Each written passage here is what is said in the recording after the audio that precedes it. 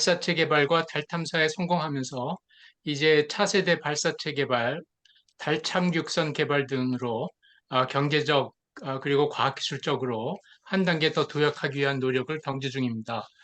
이를 위해 우주청 설립이나 국가 우주 거버넌스에 대한 논의가 정부, 국회, 민간에서 이루어지고 있습니다.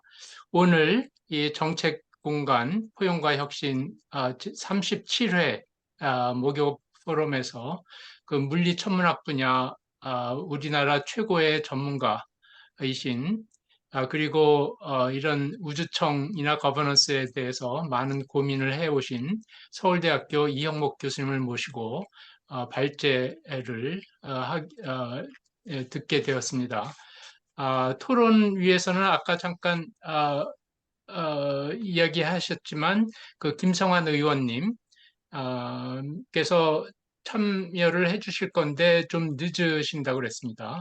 그리고 또 과학기술정책연구원의 국가우주정책연구센터장을 맡고 계신 조항희 원장님께서도 토론에 참여해 주실 예정입니다. 이영목 교수님에 대해서는 다들 잘 아시니까 특별히 소개는 안 해도 될 것 같습니다. 지금 서울대 물리천문학부 명예교수로 계시고 천문연구원 원장을 역임하셨습니다. 그러면 교수님 그 발제를 1시간 이내로 해주시고 토론은 10분 정도씩 해주시면 좋겠습니다. 이용목 교수님 부탁드립니다. 예, 예, 감사합니다. 제가 화면을 공유 드리겠습니다.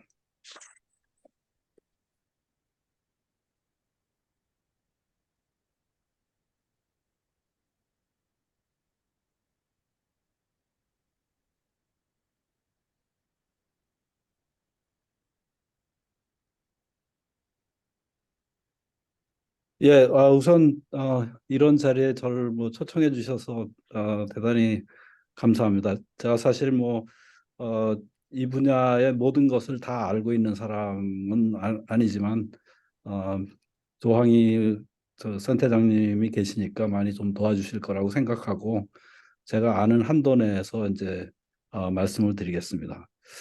제가 일부러 이 배경 화면을 그 최근에 미국에서 발사해서 지금 활발한 관측을 하고 있는 제임스 웹 우주망원경 첫 사진을 올려놨는데요. 이 사진이 사실 그 전 세계적으로 엄청난 반향을 일으켰다고 그래요. 그러니까 사람들이 이게 무슨 사진 한 장이 그렇게 중요하냐 이렇게 생각을 할 수 있지만 이걸 보면서 야 사람들의 그 시야가 얼마만큼 넓어졌는가 하는 걸 금방 느낄 수 있는 그런 사진이라서 제가 그냥 배경 화면으로 올려놨습니다. 어, 우선 아마 이게 제가 우연한 기회에 그 한림원에서 어, 이런 주제를 가지고 원탁 토론회도 주최를 좀 하고 그다음에 그 결과를 바탕으로 한림원의 목소리라는 것을 이제 아주 작은 책자입니다.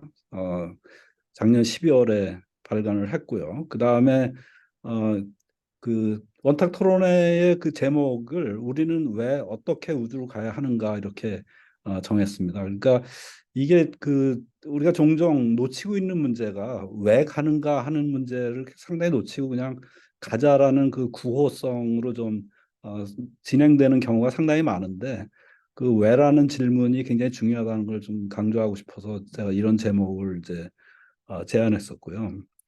그 다음에 이제 좀 더 구체적인 내용을 그 한림 연구 보고서라는 책자로다가 역시 2022년 12월에 발간을 한 바가 있습니다.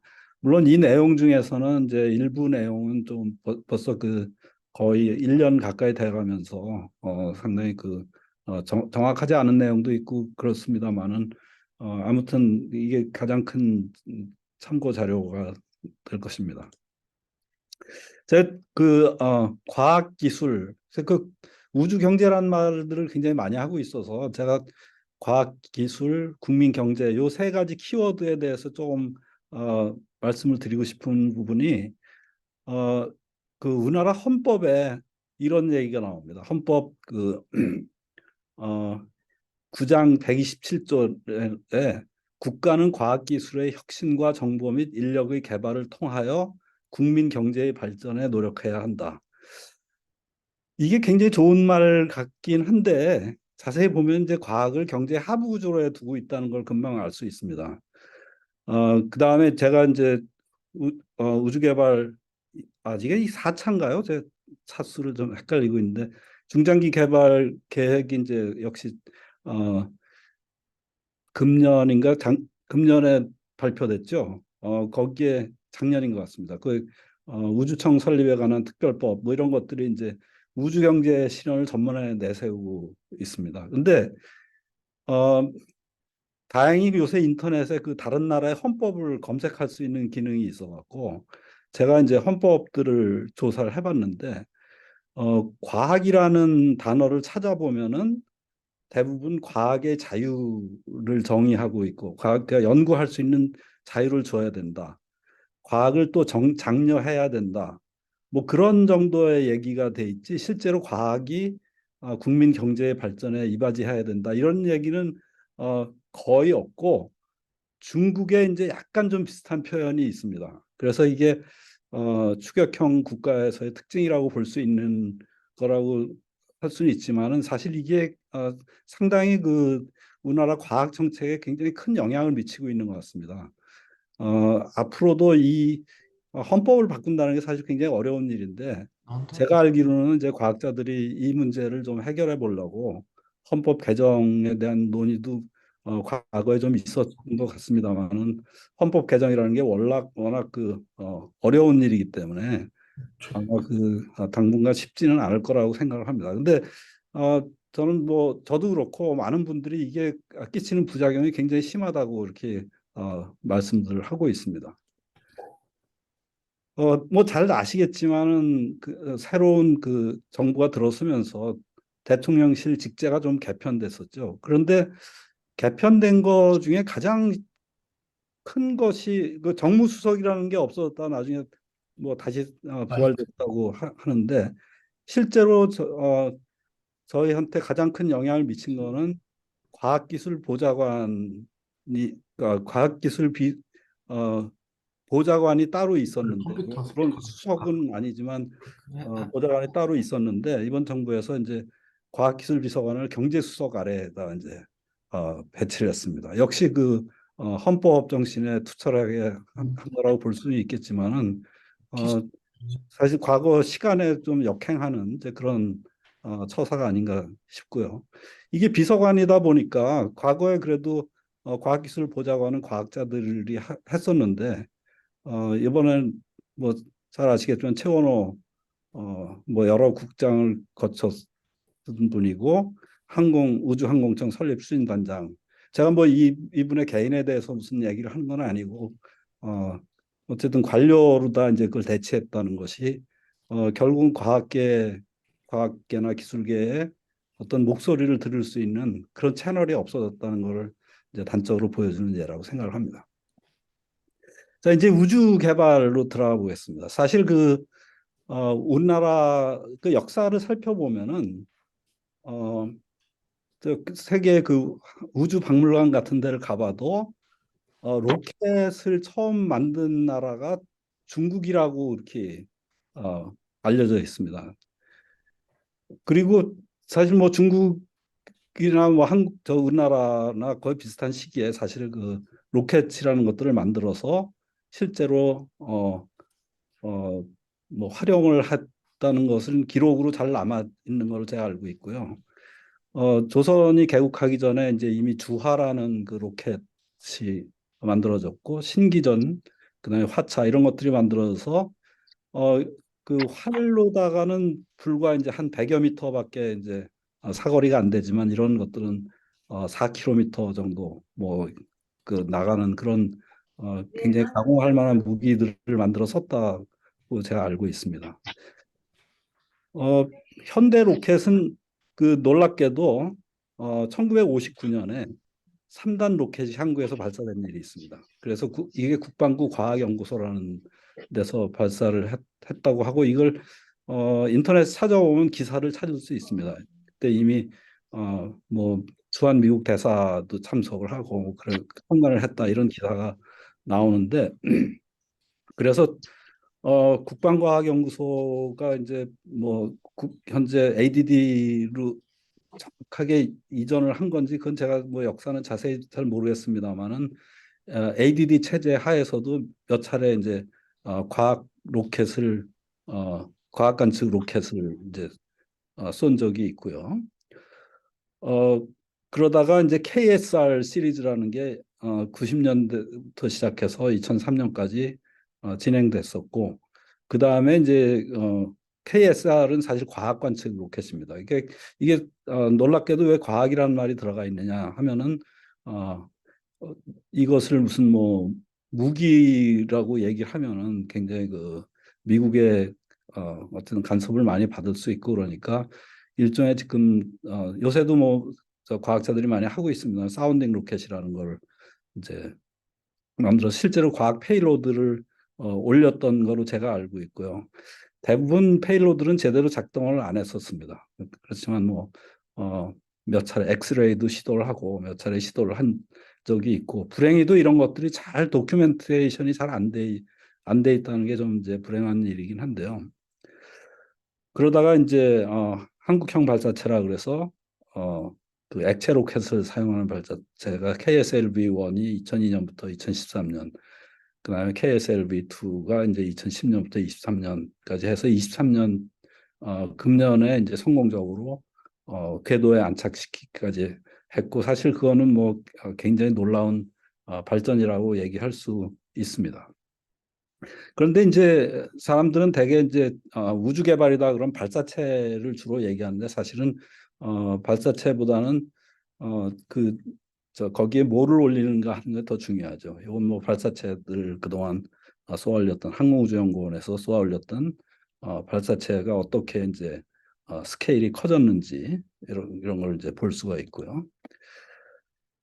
이제 탑재체 분야로 가보면은 뭐 훨씬 뭐 좀 더 다양한 탑재체가 만들어졌죠. 그래서 그 우리별 1, 2, 3호 저 카이스트의 그 인공위성 연구센터라는 게 설립되면서 대학 차원에서 이제 만들어서 발사한 우리별 시리즈가 있고 그다음에 과학기술위성 시리즈가 1호, 3호가 있는데 왜 1호하고 3호밖에 없는 거 하면은 2호는 나로호에 이제 실려 올라갔었는데 결국 나로호가 이제 성공을 못하는 바람에 뭐 아무런 성과를 내지는 못했었죠. 그렇지만 1호하고 3호는 국내 발사체로 올라간 것이 아니라 외국 발사체로 올라갔고 이 1호와 3호 모두 다 이제 천문연구원에서 주 탑재체를 이제 그 책임졌었습니다. 물론 이제 사업의 주체는 항상 항공우주연구원이었었고 이 탑재체는 뭐 한 가지만 들어가는 게 아니라 굉장히 여러 가지 기능이 들어가는데 그 중에서 이제 가장 많은 비중을 차지하고 있는 걸 갖다 뭐 주탑재체라고 보통 얘기를 하죠. 그래서 과학기술위성 1호에는 자외선 우주망원경이 들어와서 이 전천 탐사를 실시했었습니다. 그 다음에 이제 과학기술위성 3호는 적외선 우주망원경을 올려서 역시 천문연구원에서 만든 거고 이거 굉장히 작게 표시되어 있지만 이게 우리 은하면을 전체를 관측한 거고요. 일부를 확대한 게 그 밑에 그림입니다. 그 다음에 차세대 소형 위성 1호는 2018년에 발사됐고 이것이 사실 그 후에 이제 죄송합니다. 국제 협력에 굉장히 중요한 역할을 하게 되는데 왜냐하면 이 차세대 소형 위성 1호 뭐 그 결과가 많이 출판되지는 않았습니다. 근데 이것 때문에 그 한국이 나사가 지원해주는 소위 그 중형급 탐사 위성인데 그걸 미덱스라고 하는데요. 예산 범위는 2억 달러입니다. 근데 그곳에 유일한 그 국제 파트너로 한국천문연구원이 참여하는 프로젝트가 있습니다. 그 다음 페이지에 좀 설명을 드리겠습니다. 그다음에 이제 다목적 실용 위성은 주로 이제 뭐 지구 관측을 위한 것들이고요. 그 중에서는 저궤도 위성이 있고 아리랑 시리즈라고 하는 저궤도 위성이 있고 그다음에 천리안이라고 부르는 천리안 시리즈가 있죠. 그다음에 우리가 잘 알고 있는 작년 8월에 발사돼서 12월에 달궤도에 진입한 다누리 달궤도선이 있습니다. 이 다누리 달궤도선도 사실 그 굉장히 중요한 역할을 어, 하는데 그 옆에 뭐 제가 구체적으로 말씀드릴 시간은 안 되지만 이 뒤에 보면 섀도우 캠이라는 것이 있습니다. 이 섀도우 캠은 사실은 한국에서 만든 건 아니고요. 나사에서 만든 건데 다누리 위성을 이제 달궤도까지 진입시키기 위해서 이제 발사라든지 이런 데서 미국이 굉장히 많이 도움을 줬는데 그 대가로다가 이제 미국의 저기 관측 기기를 이제 실어줬고 이 섀도우 캠 자체는 뭐 미국에서 운영을 하고 있는 거지만 아, 한미 공동 그런 프로젝트라고 그냥 우리가 보통 부르고 있죠. 근데 이 데이터는 지금 전 세계에서 과학자들한테 굉장히 중요한 데이터로 알고 있습니다. 우리 탑재체가 앞에 말씀드린 탑재체는 실제로 규모가 굉장히 작아서 아주 중요한 그런 관측을 하긴 좀 어려웠었는데 그 대신 이제 국제 협력을 통해서 굉장히 좋은 프로젝트에 참여를 한 적이 있습니다. 그게 연세대학교에서 그 자외선 우주망원경에 참여를 해서 굉장히 많은 논문을 그 같이 작성한 일이 있고 서울대학교에서는 일본의 그 적외선 전전탐사 프로그램에 참여해서 중요한 그런 역할을 하고 그 결과로다가 사실 국내 이제 그런 탑재체 그룹이 굉장히 좋은 그룹이 생겨났죠. 그 다음에 이제 천문연구원이 나사하고 직접 그 협력을 하는 프로젝트로는 빗세라고 해서 이거는 실제로 로켓은 아니고요. 그 굉장히 큰 풍선요. 오른쪽 그림에 보면은 이 풍선이 굉장히 큰 게 있는데 이 풍선을 성층권이라는 게 이제 30km 정도까지 올라가는 건데 성층권에 올려서 태양 코로나를 관측하는 그런 어, 굉장히 중요한 프로젝트를 이제 수행한 바가 있고요. 요것을 바탕으로 해서 이제 우주정거장에 보내는 망원경을 지금 같이 만들고 있습니다. 천문연구원에서. 그다음에 스피어 X는 아까 말씀드린 대로 이제 그 과학 저 그 이름이 과학기술 위성 다음 시리즈 소형 관측 위성 시리즈의 그 성공을 힘입어 갖고 그 나사의 미덱스 프로그램으로 참여하는 전천 적외선 분광 탐사인데 이건 2024년 말에 이제 발사될 예정입니다. 이건 굉장히 전 세계적으로도 많이 알려져 있는 그런 프로젝트입니다. 그 오른쪽의 그림은 이제 천문연구원이 만들어서 지금 칼텍에 가서 그, 어, 이 스피어 X라는 망원경을 어, 테스트하기 위해서 만든 그 장비입니다. 현재 지금 테스트 중인 걸로 제가 알고 있고 조금 있으면 테스트가 끝나면은 이제 다른 단계로 넘어갈 예정입니다. 자, 이제 뭐 지금까지는 뭐 그냥 좀 배경을 말씀드린 거고 이게 우주 거버넌스가 왜 필요한가? 결국은 이제 우주력이라는 것이 어, 이건 저기 뭐 다른 ESPI 리포트라는 데서 나온 거라 그러는데 일반적으로 우주를 하는 사람들이 한 나라의 우주력을 이렇게 두 가지 평면에서 표시를 한다고 그래요. 어, 그 Y축은 이제 그 능력이고 X축은 어떻게 보면 정책 능력이라고 볼 수 있습니다. 오토노미라고 되어 있으니까 얼마만큼 자율성을 가지고 이제 그걸 할 수 있느냐 하는 건데 물론 뭐 미국이 다 이제 양쪽 끝에 제고에 위치해 있고 그 우주 강국이라고 하는 나라가 이제 그 다음에 중국이고 러시아고 그래서 이 세 나라는 다 여기 맨 위에 공간에 위치하고 있고요. 그다음에 그 뒤를 따르고 있는 게 이제 유럽, 뭐 일본, 인도. 사실 유럽이라는 것은 뭐 한 나라를 지칭하는 것이 아니라 유럽 전체가 하고 있는 그 유로피언 스페이스 에이전시를 얘기하는 건데 이게 약간 그 오토노미가 약간 좀 부족한 것으로 보이긴 하는데요. 이거는 이제 저는 보기에 나름이라고 생각을 하는데 왜 그런가 하면 이게 여러 나라가 참여를 하기 때문에 이제 의사결정 구조가 상당히 좀 복잡하다고 그럽니다.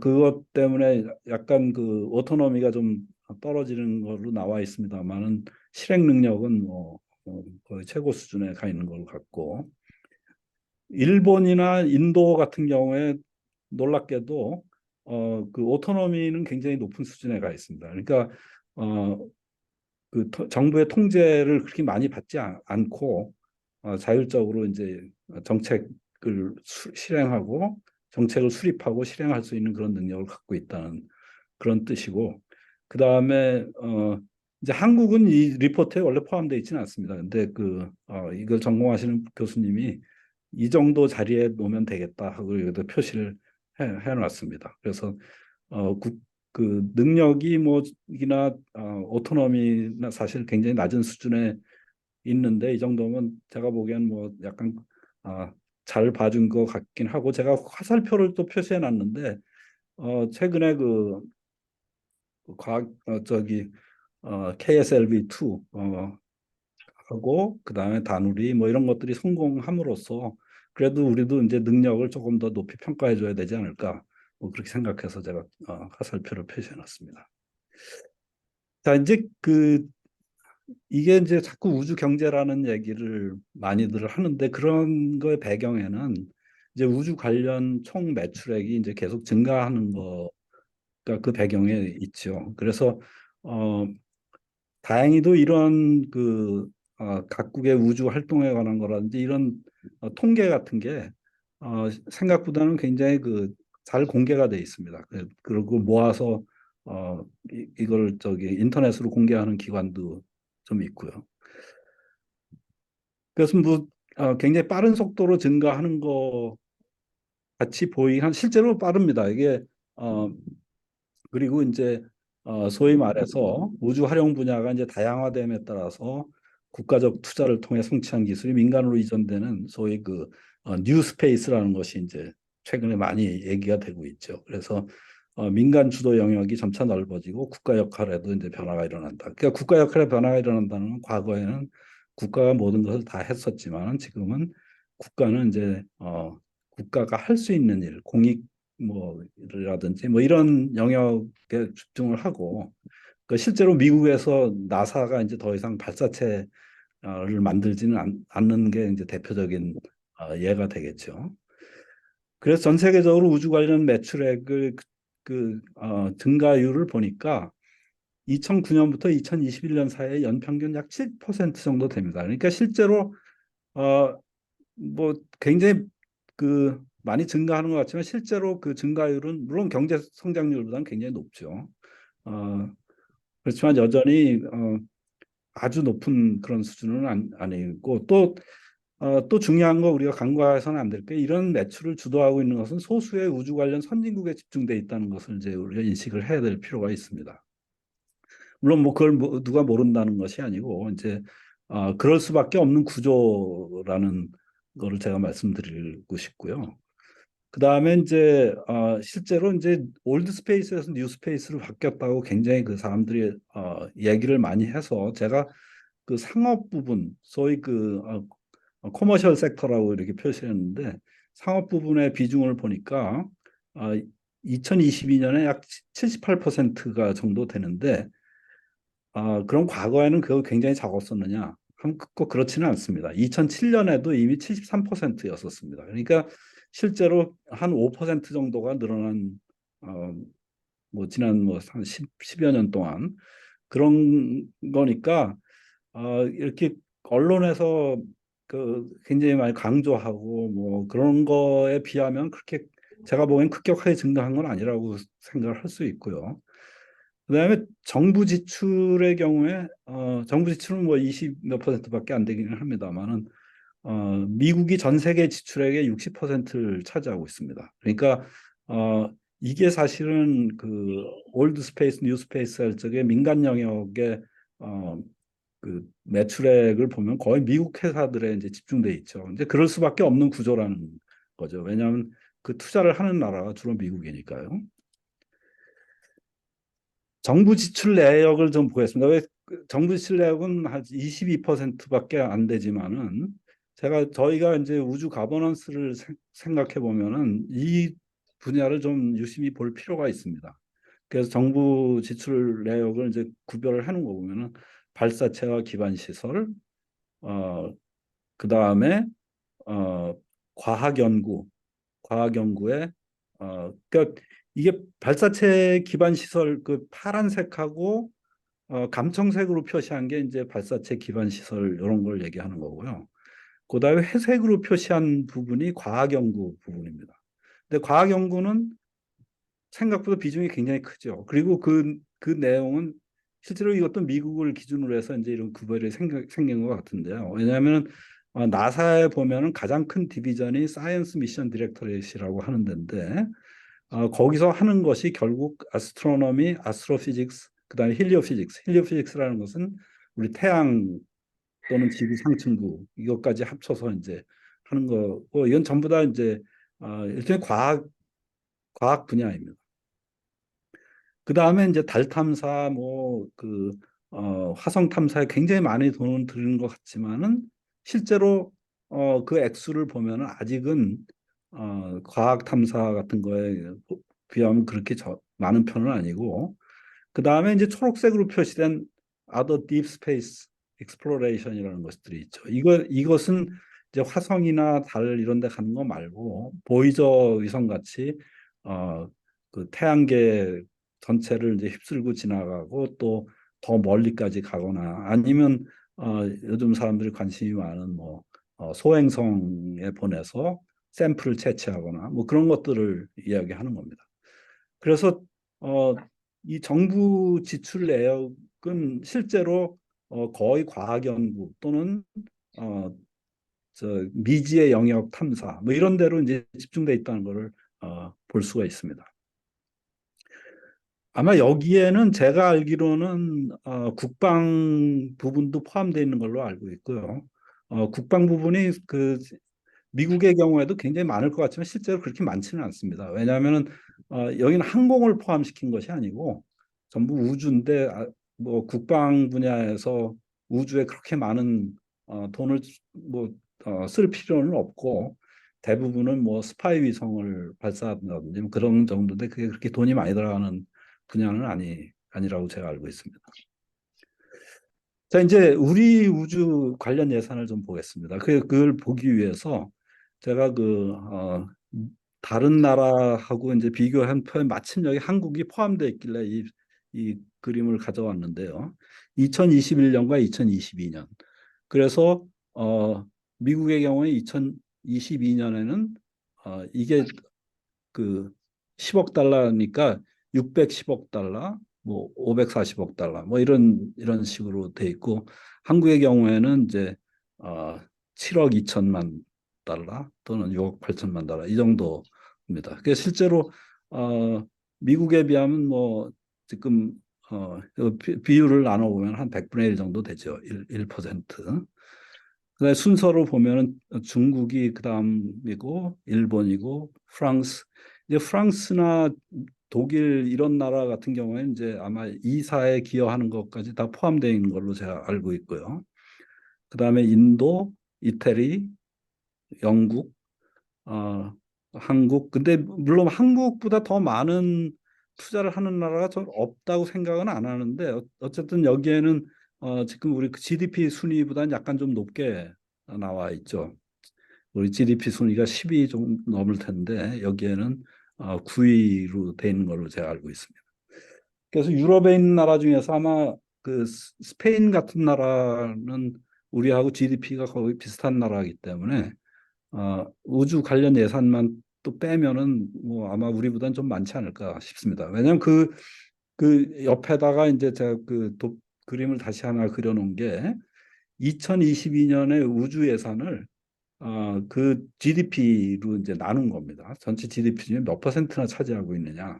그럼 미국에 보니까 약 0.2% 정도 되고, 그다음에 중국의 경우는 0.07, 뭐 일본은 0.12, 인도 0.06, 0.03, 뭐 이런 식으로 돼 있습니다.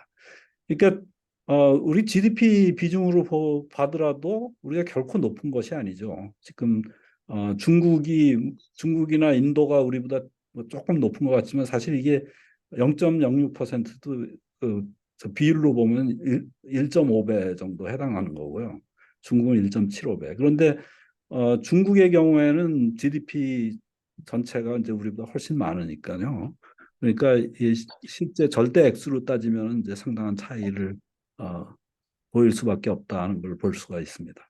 그래서 요약하면은 절대 액수나 GDP 대비 비중이 모두 낮은 편이고 4차 중장기 계획에 이제 조금 이따 그걸 보여드릴 텐데 2027년까지 현재의 2배로 늘리는 것으로 되어 있습니다. 그래서 요거를 제가 연평균 비율로 계산을 해보니까 10%더라고요. 아마 그 10% 정도를 가정하고 나온 숫자가 아닌가 싶은 생각이 들 정도로 딱 10%가 맞아떨어지더라고요.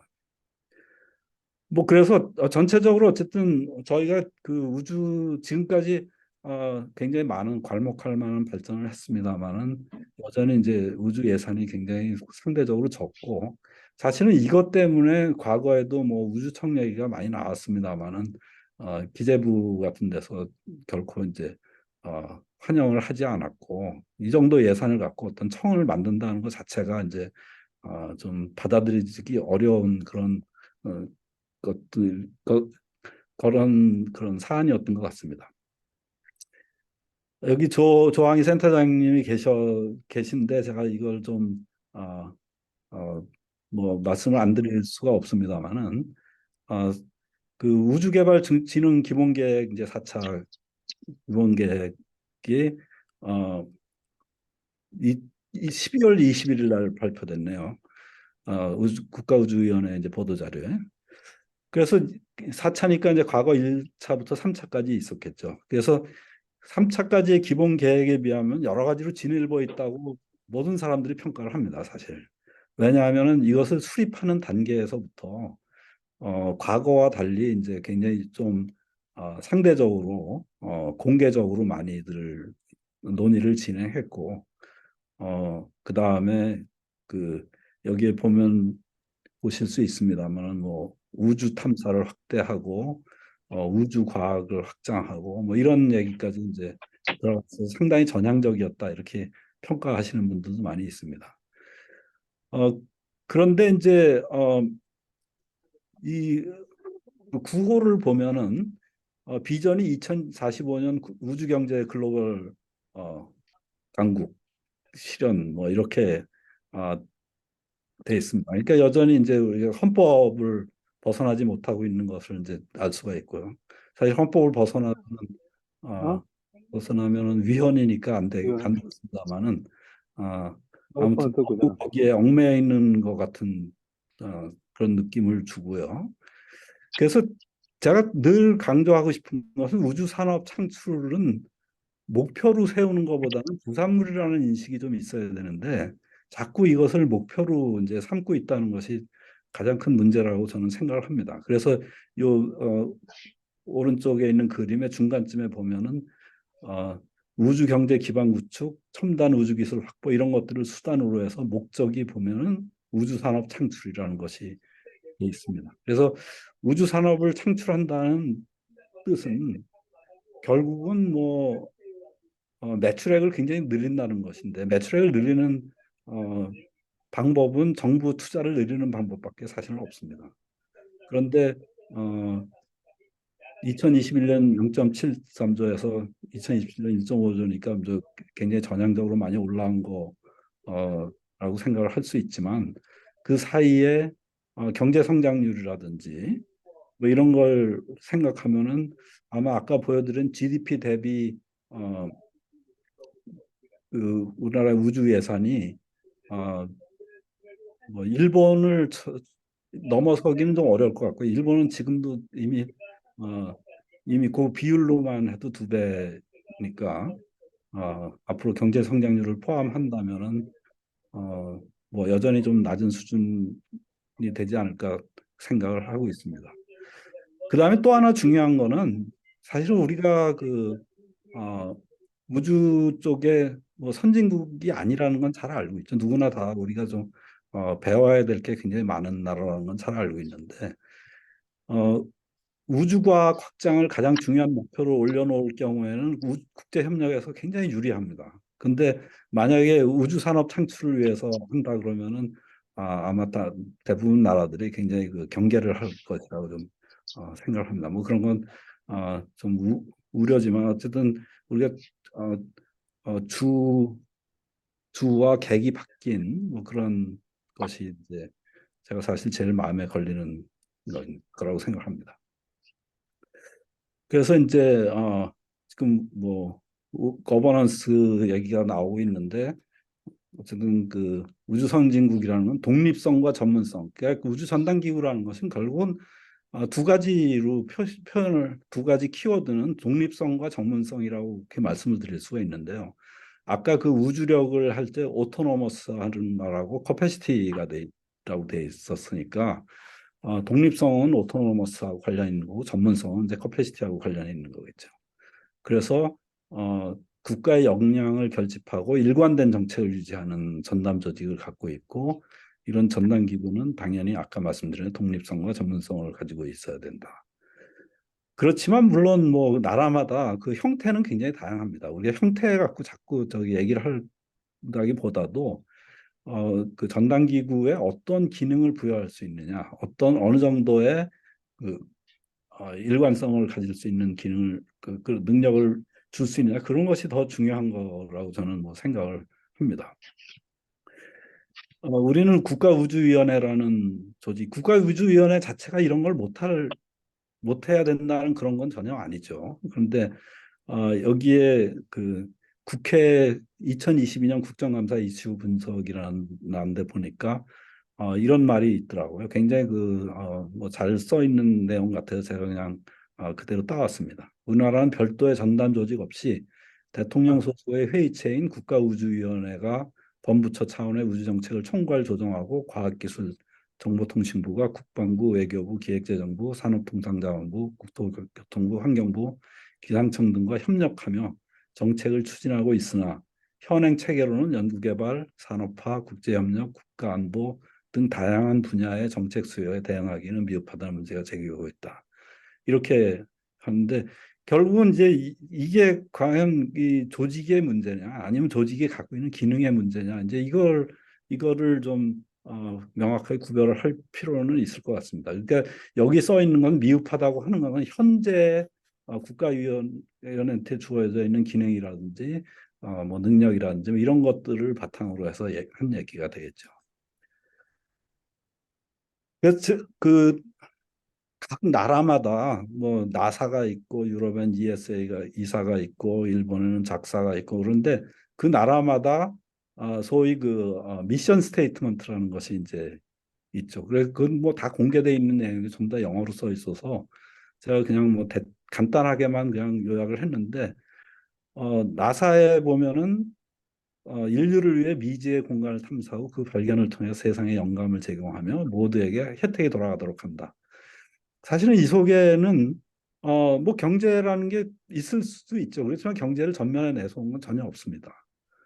그다음에 유럽에는 안전하고 지속 가능한 환경에서 인간과 인공위성을 우주에 보내는 21세기 선진국의 도전을 이루겠다. 일본은 연구 기능을 굉장히 중요하게 생각하고 있는 것 같습니다. 그래서 대학, 뭐 일본 기관, 외국 우주연구소의 협력을 통해 독특하고 우수한 우주과학 임무를 계획하고 개발 이런 식으로 돼 있고요. 그 중국도 생각보다는 그 미션 스테이트먼트는 상당히 어, 근사하게 적혀 있습니다. 거기에 이제 국가 안보가 좀 들어 있는 거고, 그다음에 과학기술 분야에서 자립과 자력 발전 이런 것들이 이제 해서 높은 수준의 경제적. 그러니까 아까 제가 그 헌법에서 한국과 중국이 좀 비슷하다고 말씀드렸는데 여기도 좀 비슷한 걸 이제 볼 수가 있고요. 인도 우주연구기구도 인류의 이익을 위한 지식의 발전과 증대라는 그런 목표를 제시하고 있습니다.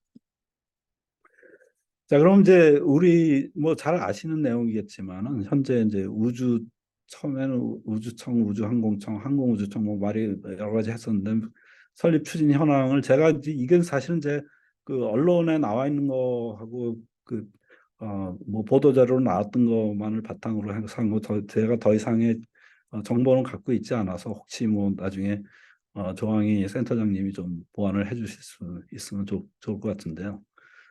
시작은 이제 대통령 선거 때 공약에서 시작됐고 금년 4월 4일에 우주항공청 특별법 그 처음에 뭐 항공우주청을 설립하겠다고 인수위원회에서 했다가 이제 항공이 먼저냐 우주가 먼저냐 뭐 그런 얘기가 나오면서 우주항공청으로 바뀌었고요 이름이.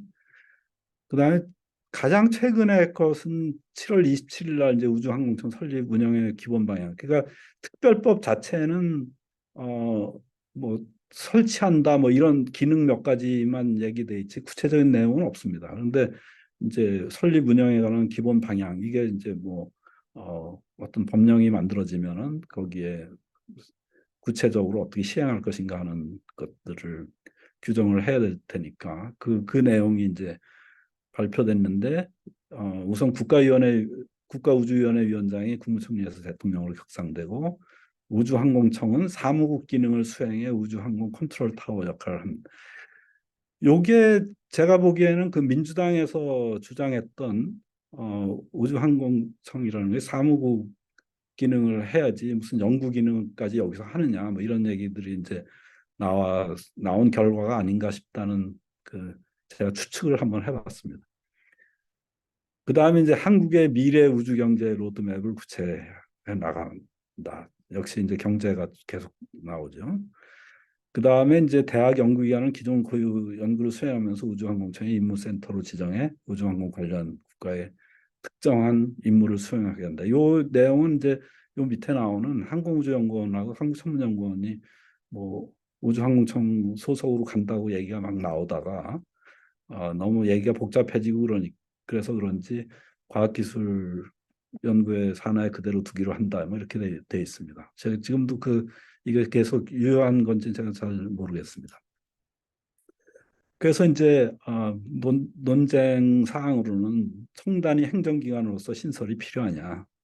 아까 제가 잠깐 언급했습니다. 민주당에서는 대통령 소속 국가우주위원회의 사무국 역할인 우주전략본부로 하는 방향을 제시한 걸로 제가 알고 있고 이런 이유 때문에 정부에서 아마 뭐 사무국 역할을 수행한다고 발표한 게 아닌가.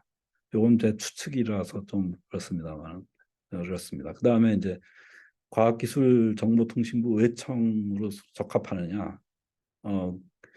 이거 얘기가 나오면 항상 이제 다부처 협력을 해야 될 게 많은데 어떤 특정한 부처에 그 소속이 되는 것이 적합하냐 이런 문제가 이제 항상 제기되죠. 그 다음에 업무 범위가 이제 이게 항공을 포함시키냐 포함시키지 않느냐 하는 문제인데요.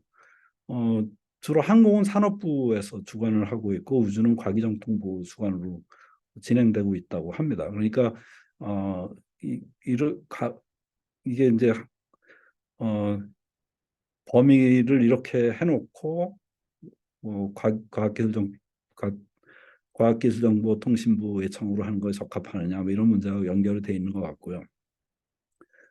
그 다음에 이제 우주청의 청사 위치가 사실 사람들한테 굉장히 논란이 많았던 거죠. 이건 어떻게 보면은 어, 그 꼬리에 해당하는 걸 수도 있는데 제일 많이 논란이 됐던 거는 이제 청사 입지입니다. 그래서 아무튼 뭐 국회의원이라든지 뭐 이런 지방자치단체장이라든지 이런 분들이 이런 유치를 굉장히 중요한 업적으로 생각을 해서 그런지 어, 저 경남 쪽에 가면은 이건 절대로 양보할 수 없는 거로 그렇게 계속 얘기들을 하더라고요. 제가 뭐 거기 방송국에도 한번 간 적이 있었는데 뭐 아무튼 거기 가서 이제 딴 데다 간다 이런 얘기 하는 거는 쉽지가 않은 것처럼 그렇게 늘 얘기를 하고 있습니다.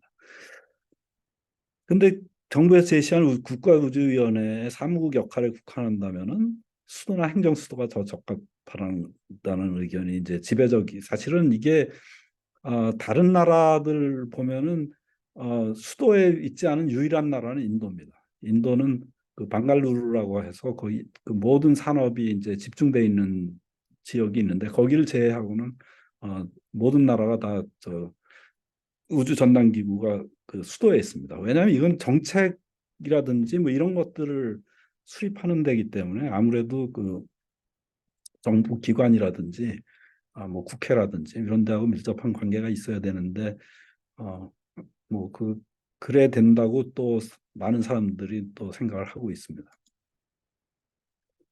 자, 이제 그 제가 뭐 계속해서 왜 가야 되느냐 그런 말씀을 했는데 아, 이게 굉장히 작은 짧은 그 스테이트먼트인 것 같지만은 어, 이런 내용이 좀 포함되어 있어야 될 거라고 생각합니다. 인류의 지식 증진과 복지에 기여하겠다는 목표가 있어야 되고 그다음에 이거 그 내세운 건 그렇고 그다음에 그 실제로 운영하는 데서 이제 국가 이익과 글로벌 시각의 이제 균형이 좀 필요하다. 그러니까 이게 우리나라의 우주 경제를 발전시키겠다는 걸 계속 주장하는 것은 아무래도 글로벌 시각에서 보면은 좀 편협한 내용이 되겠죠. 그다음에 이제 탐사와 개발 대부분 국가에서는 우주 생성 탐구, 우주과학을 위한 지적 활동을 목표로 하고 있는데 어, 그 우주 개발이라는 그런 말을 자꾸 쓰면서 이제 경제가 이제 목표가 되는 거로 나오는데 사실은 목표가 아니고 부산물로 인식이 돼야 될 것이고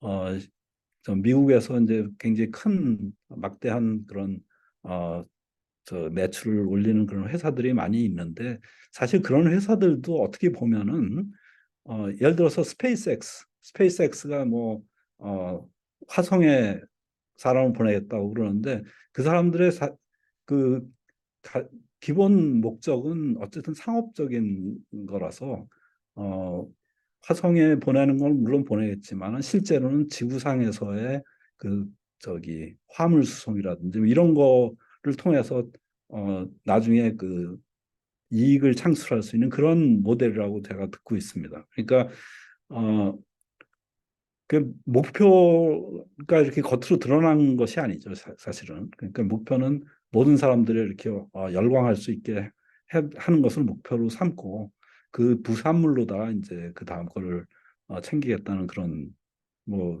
그런 전략인 것 같습니다. 네, 정부와 민간의 조화. 이것도 굉장히 그 간단한 말인 것 같습니다만은 그 국내에 몇 안 되는 우주 관련 업체를 운영하시는 분 얘기를 들어보면은 정부의 정책이 왔다 갔다 해서 같이 일하기가 굉장히 힘들다 뭐 이런 얘기를 합니다. 그러니까 어, 그 정부의 정책이 일관성이 있다고 생각을 하면은 민간 회사에서도 이제 중장기적인 안목에서 자체 투자를 할 텐데 언제 어떻게 바뀔지 모르니까 굉장히 조심을 하는 거죠. 그다음에 이제 상호 호혜적인 국제협력, 과학기술, 정책 모든 분야에서 이제 전문성이 있어야지 사실은 이것도 국제협력이 가능. 그래서 극복 방향이라고 뭐 제가 말씀드렸습니다만은 정치권의 과도한 관심, 분야 이기주의 이런 것들을 좀 극복해야 되는데 국가적인 이슈를 자꾸 지역 이슈로 만든다든지 또는 분야 사이의 경쟁으로 인식하고 있는 게 이제 굉장히 합리적인 토론 기회를 저기 없애는 그런 내용입니다. 그다음에 또 미국의 나사를 계속 표방하고 있지만 우리나라 우주 관련 발전 정도나 규모로 봐서 나사와 직접 비교하기도 힘들고 그렇다고 해서 나사가 추구하고 있는 정신을 우리가 추구하느냐 또 그것도 아니고 좀 어정쩡한 그런 상황입니다. 극복 방향으로 이것도 뭐 제가 그냥 어떤 굉장히 좀 추상적인 내용입니다만은 우주 분야는 경쟁도 심하지만 사실 우주과학 분야는 긴밀한 국제 협력이 이루어지고 있음에 유의할 필요가 있습니다. 그 뭐 구체적으로 왜 국제 협력을 하는지는 과학을 하는 사람들은 좀 잘 알겠지만 이게 위험도도 줄일 수가 있고 여러 가지 이득이 많기 때문에 하는 겁니다. 그다음에 연구개발 산업화, 국제협력, 국가안보 등 다양한 분야의 정책 수요 사이에 이제 갈등 대응 능력을 확보해야 된다고 이거 뭐 당연한 얘기지만 사실은 구체적으로 실행하기는 너무 어려운 얘기긴 합니다.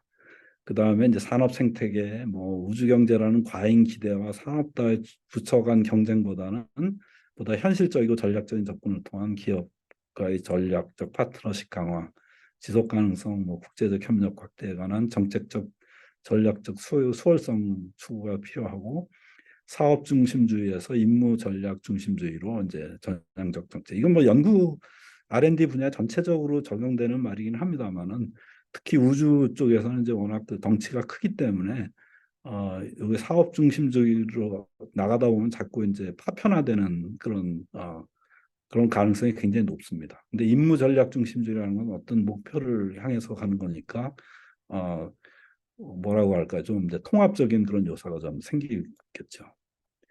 그래서 어, 한국적인 나사, 한국 나사를 제대로 이해하고 있는가?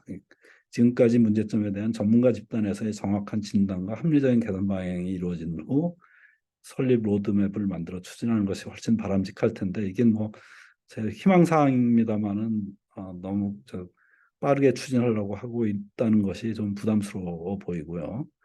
그 다음에 국방안보일본도에서 과학기술 역량 산업 생태 중심으로 잘 진화해 왔으나 효율성이라든지 국제적으로 책임 있는 대응 등에서는 이제 우리가 한계가 있다는 것을 우리가 알 수 있습니다. 그러니까 지금까지 우리가 뭐 진화한 방향이 그렇게 바람직하지 않은 방향이냐 하면 그렇지는 않다는 뜻입니다. 그렇지만 이제 지금 이제는 이제 좀 더 한 단계 나아가야 되기 때문에 좀 더 이제 높은 수준의 그 정책적인 그런 전향이 좀 필요하다는 뜻이고요. 국가 우주력 발전에 관한 뚜렷하고 통합적인 비전, 철학 뭐 이런 것들이 좀 부족하고 그 다음에 이런 국방 외교 산업적 차원에서의 효용과 이득의 최적화를 위한 정교한 상위 전략, 뭐 구체적인 추진 계획이 잘 작동을 하지 않고 있다는 것이 좀 많은 사람들이 이런 식의 이제 지적을 하는데 그래서 지금까지 절차적 정당성 확보를 위해서 뭐 위원회를 만들고 뭐 이런 식으로 이제 주로 운영을 했는데 리더십이 좀 있어야 될 것이고요. 그 다음에 이제 개방성이 좀 추구돼야 될 거라고 생각해요. 개방성이라는 건 그 주체들이 이제 같이 참여해서 논의를 하는 것이 이제 개방성이라고 할 수가 있고, 뭐, 그 다음에 전문성, 가능성, 국가 차원의 고유한 전략 목표를 통합하고 전략적 수월성을 이끌어 나갈 수 있는 리더십, 이를 지원하기 위한 투자가 좀 있어야 된다. 그러니까 국가에서도 좀 참을성을 가지고 이런 그 능력을 키워 나갈 수 있는 어떤 방안을 좀 마련해 주는 것이 좋겠다는 뜻이고요. 그 다음에 부처, 기관, 부문 사이 이해관계 갈등을 그냥 무마하는 것을 넘어서 조정 관리하는 그런 리더십이 발현돼야 될 것이라고 생각하고 그 다음에 국민의 신뢰를 얻고 국제사회로부터 이제 어, 저, 전문적인 대응이 가능해야 되고 이렇게 하기 위해서는 민간 부문의 참여가 꼭 필요한데 민간 부문이 정부의 전략 파트너십으로 성장할 수 있도록 이제 배양해 줘야 된다는 그런 뜻입니다. 그래서 마지막으로 이건 제가 그 보고서에 집어넣었던 내용인데 이런 국가우주전략기획원이라는 것을 뭐 한시적으로 해도 좋고 이런 것을 운영해서 어떤 전문적인 그런 리더십 배양이라든지 뭐 갈등 해소라든지 이런 경험을 좀 쌓는 것이 중요하지 않을까 하는 의미에서 어, 포함시켰던 것입니다. 제 발표는 여기까지 말씀드리겠습니다. 시간이 거의 한 시간 다 됐네요. 예, 감사합니다.